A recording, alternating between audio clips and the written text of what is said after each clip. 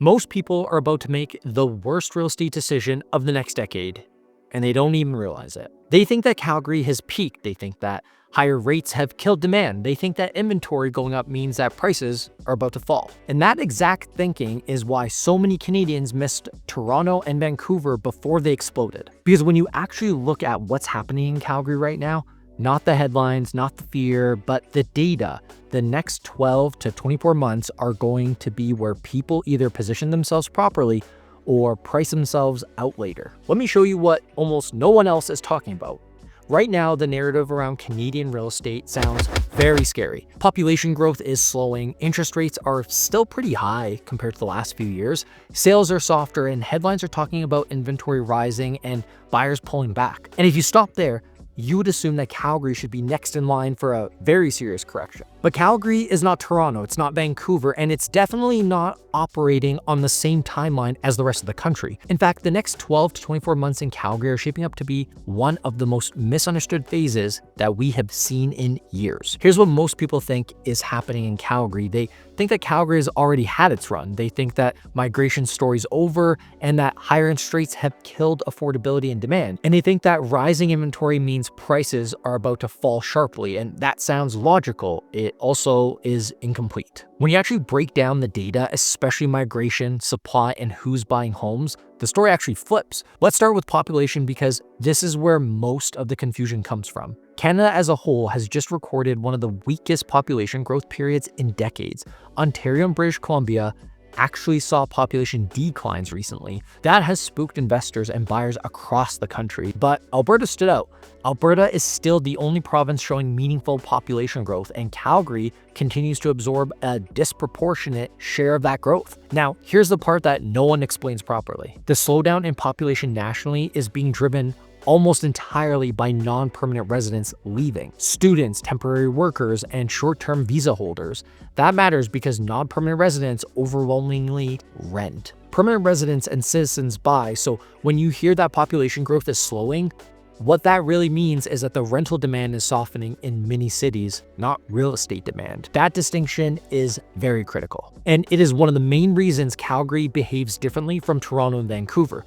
Toronto and Vancouver saw massive investor-driven condo developments during the boom. Calgary did not. Calgary is still fundamentally a low-density, single-family driven market, and that supply side is quietly breaking. Across Canada, single-family housing starts are nearly at a multi-decade low. Builders are not building detached homes at scale. Costs are way too high, financing's too tight, and the risk tolerance is essentially gone. And this isn't theoretical, this is happening right now. Once the homes currently under construction are absorbed, there's very little new single-family supply left behind. That's not an opinion, this is just math. And this is where Calgary's risk and opportunity intersect. Because while supply is tightening structurally, demand is slowly rebuilding under the surface. Mortgage data shows that first-time buyers are starting to re-engage. Insured mortgages are climbing again, not because rates are cheap, but because people are starting to adjust their expectations. They're no longer waiting for a perfect condition, they're just adapting. At the same time, a massive wave of mortgage renewals is coming up in 2026, and roughly 1/3 of all mortgage holders in Canada will be resetting their payments, and most of them at a significantly higher rate. This is going to create a lot of stress in most markets, but in Calgary, it's also going to create movement because all over Canada, people are going to want to downsize. They're going to want to reallocate, move. They're going to want to sell in expensive markets and buy in cheaper ones. And Calgary remains the cheapest large player in the country. All right, if you've made it this far, you clearly are into this content. So do me a favor, hit the like button, helps more people see this. And if you want more straight to the point real estate insights without the fluff, make sure to subscribe. I drop videos like this often, very often. I'd actually drop it more if I had more subscribers. So thank you for subbing. Now let's talk about the biggest risk that we're seeing right now in Calgary's real estate market, which is condos. Calgary's condos are not Toronto's condos, but they're also not immune. Rental supply is rising and vacancy rates are up from extreme lows. So we have seen rents definitely soften slightly in the last few years, and this is really going to squeeze those highly leveraged investors who bought assuming constant rent growth. This does not mean that condos are crashing, but it does mean that the easy money phase is definitely over.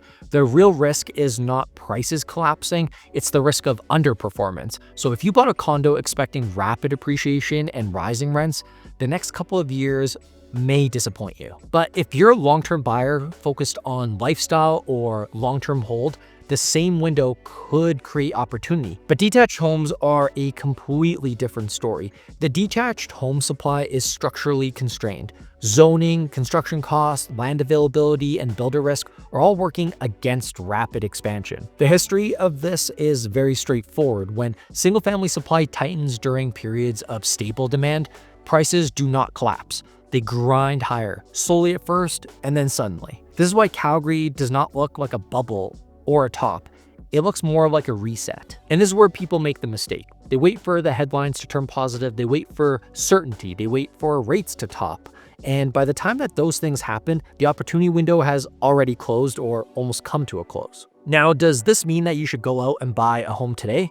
No. If you're highly leveraged or if your income is unstable, if you are buying based on short-term appreciation, this is definitely not your moment. But if you're a long-term buyer, if you plan to live in the home long-term, if you're upgrading, if you're moving capital from a more expensive market, this window definitely matters to you. The biggest mistake that Canadians make is assuming national headlines apply equally to every single city, because they do not. Calgary is much earlier in its cycle compared to other cities. It has strong affordability relative to income, and it has constrained future supply. This is what continues to attract people who actually plan to live and work here. That combination matters a lot more than rates alone.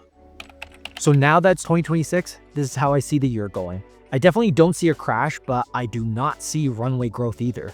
I see stabilization followed by selective strength. Detached homes and well-located semi-detached homes are going to outperform. Condos definitely require very careful selection, and over-leveraged investors are definitely going to be feeling some pressure this year. And 5 years from now, the people who bought during this period are going to look very smart. And not because they timed the bottom perfectly, but because they understood the difference between fear and fundamentals. If you're thinking about buying, selling, or repositioning in Calgary, this might be the time to be strategic, not emotional. And if you want help breaking down your specific situation, reach out, because the next phase of this market could be a little complicated.